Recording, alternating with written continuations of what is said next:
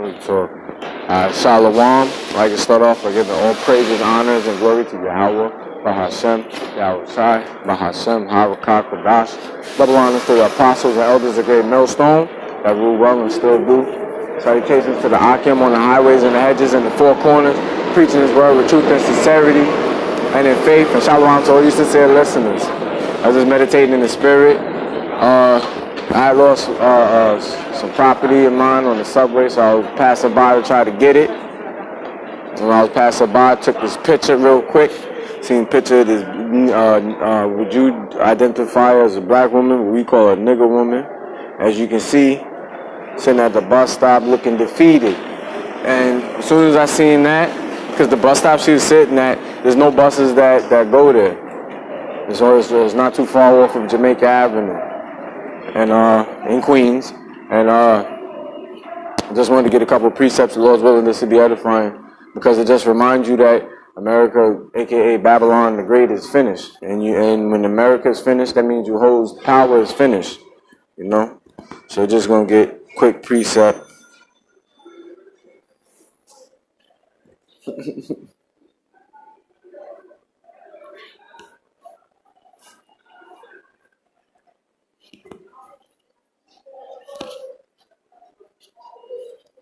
I'm going to go straight to the book of Isaiah, the 47th chapter, and go to the top. Because this is what, when I seen her, that's what this, it brought me to this precept, one of them. Well, a couple, but definitely this one. This is Isaiah 47:1. Come down and sit in the dust, O virgin daughter of Babylon, sit on the ground. There is no throne, O daughter of the Chaldeans, for thou shalt no more be called tender and delicate. Yeah. This is referring to you Edomites, man. The ones who rule this current cesspool of wickedness system, you know? And who helps the so-called white man run it is the Israelite woman. But primarily out of that Israelite woman is that nigger woman, you know? Because if you really pay attention to who is with who, and you'll see a so-called white man with a so-called black woman more than you'll see a so-called black woman or a so-called black man with a so-called white woman. And to be perfectly honest, even if you see the so-called black man with the so-called white woman, the black man is in no position of power to make the world the way it is. But that so-called white man is with that nigger woman, and they are the tag team of Babylon. And you know the word Babylon in the Hebrew means babal, which means confusion. So you put a so-called white man with a black woman, that's your jungle fever of confusion, you see? Verse 2, take the millstones and grind mill, uncover thy locks, make bare the leg, uncover the thigh, pass over the rivers. So as you can see, the way that it's being expressed that this woman is going to move, she's not going to be treated like a princess no more, you know? That's why it says take the millstones and grind mill. Slaves do that, you know, that's a worker's position. And you know anything about a so-called nigger woman, she doesn't work. Majority of the people of Israel, when I say Israel, I'm talking about you so-called blacks, Hispanics, and Native Americans, the majority of them that's on this government assistance is the women, point blank period. That goes to some so-called Spanish women, so-called black women, Native American women, West Indian women, you know. And to prove that, real quick,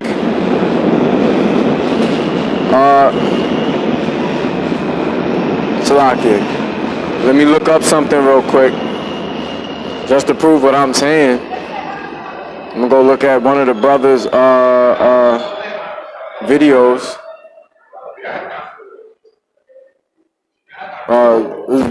Very diligent brother named Amawan Gabar. As you can see, government shutdown. Bye-bye Section 8. You see? Bye-bye Section 8 public assistance, welfare, food stamps, and proud women. You see? I'm going to show something real quick. You see this?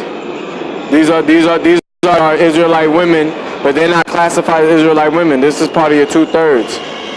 Sitting here laughing, smoking, drinking off of everybody that works taxpayer dollars. And like the lady said, I suggest you watch that video. Like the lady said, she's going to continue to rape the system as long as she can. So with that being said, you know she doesn't need a man. You see?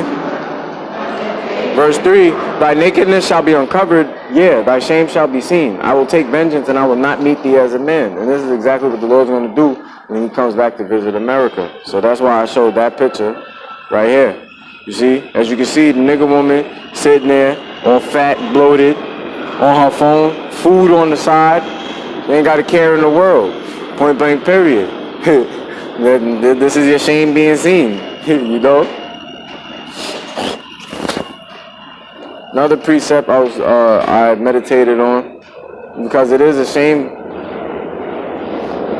Gotta get the book of Habakkuk.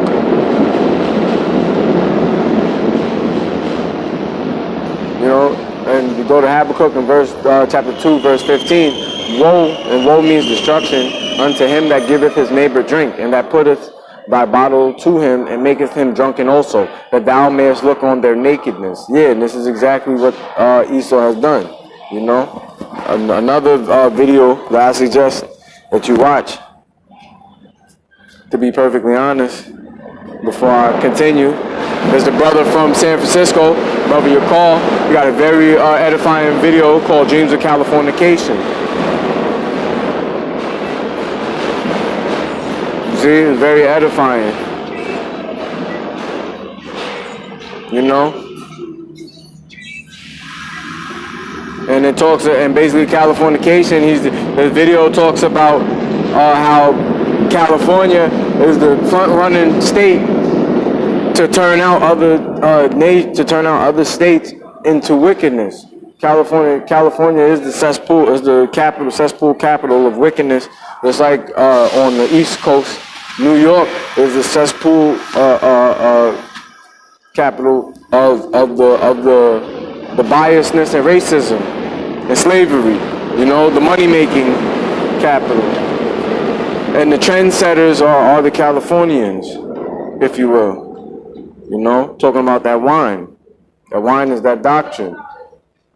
You know, this whole vibration of the 50 states runs on the wine of New York and California. Point blank period.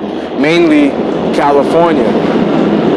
Verse 16, thou art filled with shame for glory. Drink thou also, and let thy foreskin be uncovered. The cup of Yahweh's right hand shall be turned unto thee, and shameful spewing shall be on thy glory. And this is exactly what you're seeing in these last days. In the year 2019, the year Charagma, coined by the great apostle, elder apostle Tahar. You know, this is the year of the Charagma, because these people are going to take this chip. You know, the mark of the beast. This is the year of the mark of the beast being implemented as a mandatory instrument. You know, the majority of these sheeple, they're going to take it, point blank period, because they're so used to having the luxuries and amenities being very accessible to them. And Esau knows that. Esau got everybody in the palm of his hand. And he's going to come down with that master plan of chipping everybody so he can have you, you know, as a permanent slave and servant to him, pertaining to the book of Revelation, the 13th chapter, you know. So everybody's going to go through that mark of, that moment of temptation, rather. I'll just get it. It's the book of Revelation, chapter 3, verse 10. Because thou hast kept the word of my patience, I will also keep thee from the hour of temptation, which shall come upon all the world, to try them that dwell upon the earth. Yeah, there you go. And that time is coming very soon. The hour of temptation is when everybody's going to be given the choice to either take the chip or to die. You know? So like you said, some people are going to have to be martyrs for this truth. The Lord's willing, I'll be part of that number, the hopeful elect. I wouldn't care if I have to be a martyr or not. Hopefully I could be a martyr, so that way I can get the hell up out of here, because this place is retardedly wicked. You know, like pertaining to the book of Ezekiel, the 9th chapter. The men sigh and cry. The angel is supposed to put a mark of exemption over the men that sigh and cry for the abominations that be done in the midst thereof. Notice that when you read it, matter of fact, I'll go to it just to prove whatever I was saying. Ezekiel, the 9th chapter, and we're going to read the 4th verse. And before I even do that, in Revelation, that was written in the red letter, letting you know that Yahweh Shai was speaking, you know? So whether people want to accept it or believe it or not, he's all around, and he knows the hearts of the people, you know. But that was mainly for his men. It's Ezekiel 9:4, and Yahweh said unto him, go through the midst of the city, through the midst of Jerusalem, and set a mark upon the foreheads of the men that sigh and cry for all the abominations that be done in the midst thereof. And notice it didn't say anything about women, it said about men. And that mark is not the same mark that's in the book of Revelation, the 13th chapter. The book of Revelation, the 13th chapter, that's talking about a mark. It's talking about Charagma, an imprinted stamp or mark. Something that's physical, that's put into your flesh through incision, cutting of your flesh. You know? This right here is a desire, a mark as a sign of exemption from judgment. The why. That's what in the Hebrew. And the mark in Revelation is a Greek word, which means charagma. And when you look it up more, matter of fact, Salaki, let me just go to it for edification purposes. I'm not trying to make this too long. When you go to it, you look up the word mark. See, it says charagma. So that's why through the Spirit, Apostle Tahar deemed this year 2019, the year of charagma. As it says in Revelation chapter 13, the year of charagma, a stamp or an imprinted mark of the mark stamped on the forehead or the right hand as the badge of the followers of the Antichrist. You see? So that's why you shouldn't take that mark, because if you take it, that means you follow the Antichrist. And when the Lord returns, he's not going to save you, he's going to destroy you. And it tells you that. It tells you that you're going to be destroyed, and your punishment is to drink of the cup of his indignation, and he's going to give it to you without mixture. You know, if somebody pours you a drink and they don't give you no chaser, no juice, no ice, you got to take that shit straight shot. You know? And you look up the root word etymology of charagma, and it goes to karax. And karax is what? A pail or stake, a palisade. You see? A palisade is a pail or a stake. That pail or stake that they're talking about, karax, to give you the charagma is that that needle, if you will. Matter of fact, let me see something real quick. If I could pull it up.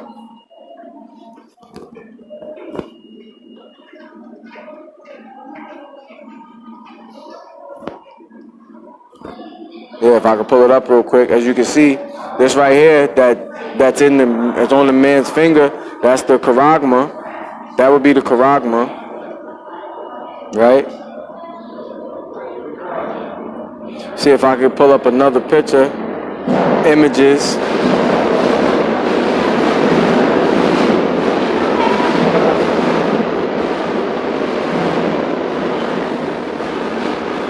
Yeah, see, as you can see, I'm going to try to pull up another image. There you go. This right here, that's the karax. That's the pail of palisade. That's the pail of palisade, right? Okay.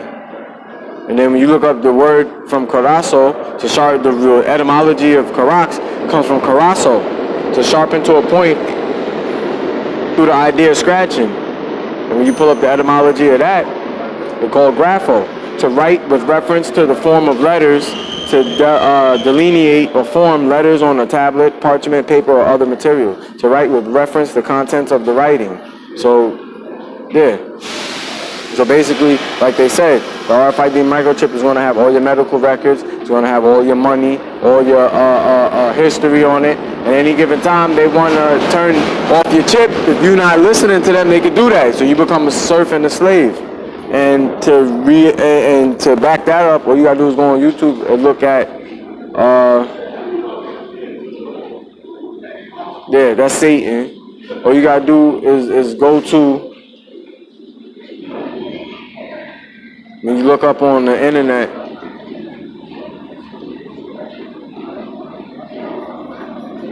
you go to Aaron Russo interview with YouTube, the Rockefeller, and he talks about it. And you see it's still on there. And I advise you to go look at it if you're not too fully informed, while you still have a chance before they take it off the internet. Because pertaining to the book of